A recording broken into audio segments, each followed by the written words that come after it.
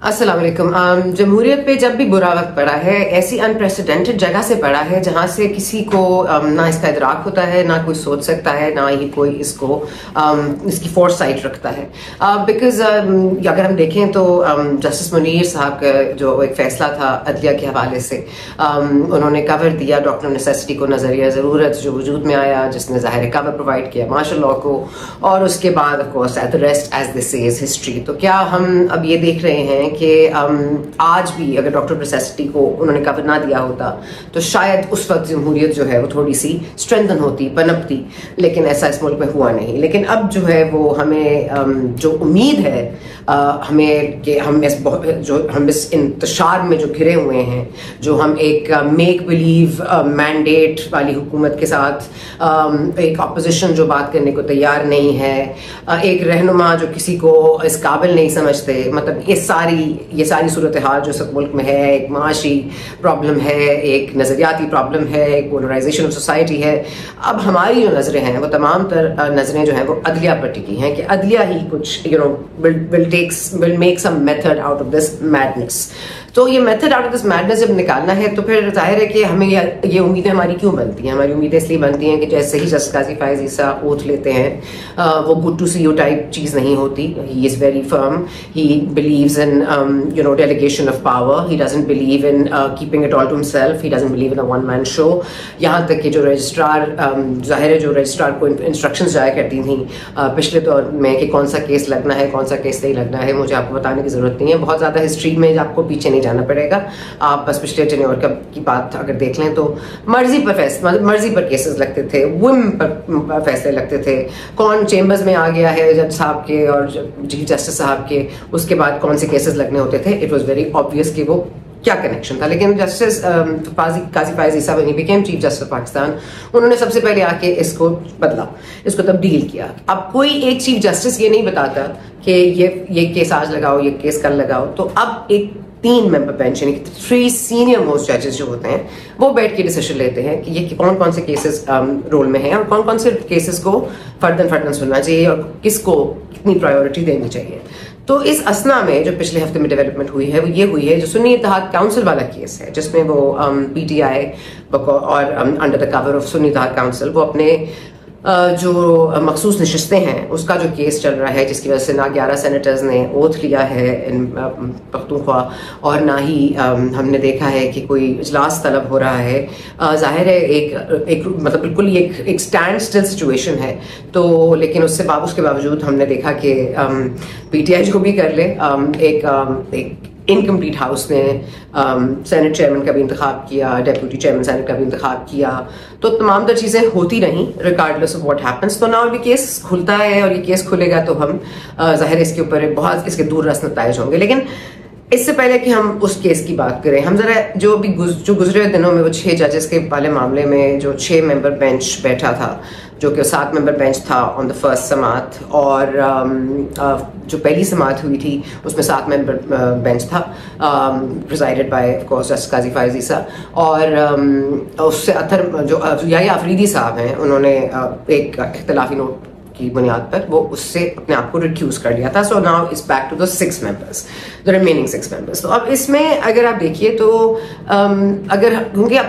ये उम्मीदें जब मैं कह रही हूँ ना बार बार अदलिया से क्यों उठती हैं कि अदलिया इंसाफ देगा, अदलिया सुन रहा है, क्योंकि अदलिया ने अपने आप को एक तरह से आपके सामने एक्सपोज कर दिया है। वो आपके और अपने दरमियान जो रुकावट थी, जो दीवार थी, वो गिरा दी है। वो गिराई किस तरह है? वो इस तरह गिराई है कि वो अब तमाम तर जो राय आमा के फैसले होते हैं, जो आवाम के मफाद में होते हैं या आवाम को अफेक्ट कर सकते हैं, वो तमाम तर मामलात वो ओपन टेलीकास्ट लाइव होती है और आप देख सकते हैं। मतलब आपके घर के अंदर कोर्ट आ गया, आपको कोर्ट जाने की जरूरत नहीं है। So you can see what's happening. और आप फिर जाहिर है जब अगर आपको ये इंटरेस्ट भी हो और अगर आप इस तरह से नोट भी कर रहे हो तो आप जजेस के रिमार्क्स नोट करते हैं, जजेस ने क्या कहा, किसने किसको काटा, किसने किस बात का क्या जवाब दिया। अब अटॉर्नी जनरल के साथ सख्त मकालमे हुए। इसमें जो शाइन आउट किया I think in all of it was justice Athar Minallah and justice Mansoor Ali Shah sahab. Justice Athar Minallah साहब ने तो ये भी कहा, यहाँ तक कहा कि हम कब तक जो स्टेट है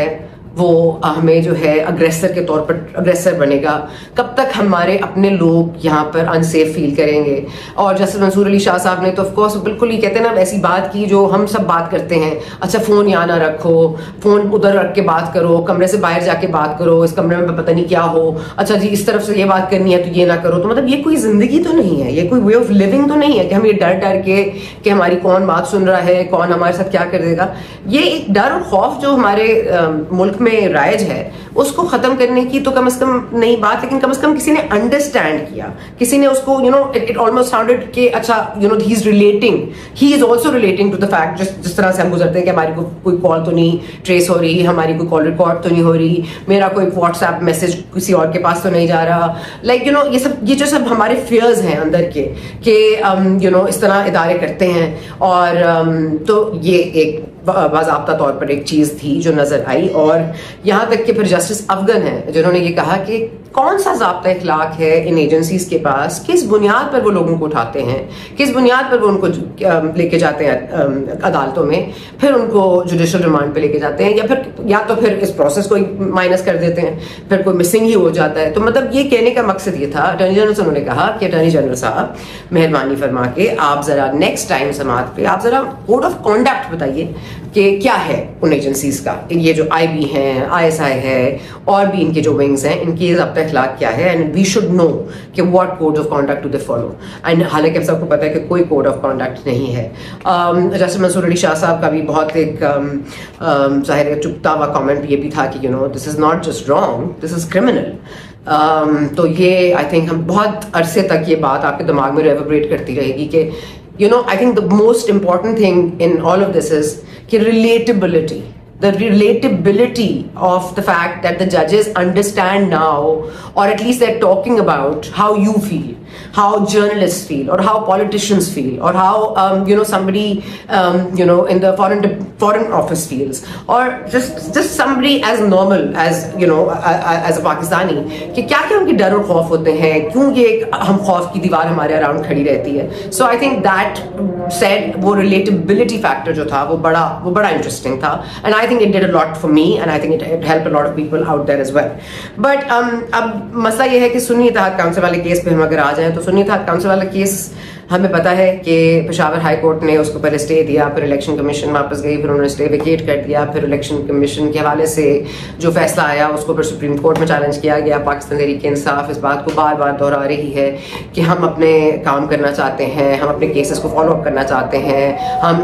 यहाँ तक कि हम पटिशंस लेके जा रहे हैं कि पूरी की पूरी ऑडिट होना चाहिए जो इलेक्शंस हुई हैं। तो ये एक स्टार्टिंग पॉइंट ज़रूर होगा कि सुन्नी इत्तेहाद काउंसिल वाला जो केस है वो सुना जाए। अब इसके बड़े स्ट्रेंजली इसके जो असरात हैं वो बड़े दूर रस होंगे, और स्ट्रेंजली भी क्या, because it will affect your actual number of parliament members and your senate members, so which means कि 2/3 majority could change, it could go either ways, so you could lose जो इस वक्त हुकूमत बैठी हुई है 2/3 अक्सरियत के साथ, शायद वो 2/3 अक्सरियत लूज कर जाए, और अगर वो लूज कर जाती है तो फिर इसका एडवांटेज किसको होता है, फिर अगेन एक टर्बुलेंट सा एक माहौल एक सियासत में आएगा, फिर हम देखेंगे कि पता नहीं ये चीज़ चैलेंज हो रही है तो वो चीज़ चैलेंज हो रही है, फिर मतलब so rather than moving on we are going to go back to some things that we will have to address. So I think इस मौके पर ये जो फैसला है ये बहुत अहमियत का हामिल है। मतलब ये फैसला जो भी आए, I mean responsibility is on the shoulders of the judiciary. So what will they what they kind of conclude,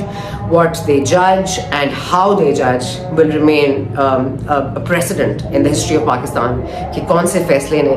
ये turn around कर दिया था या नहीं किया था. So I guess that's something to look out for, and that's all from me. I will see you in the next video.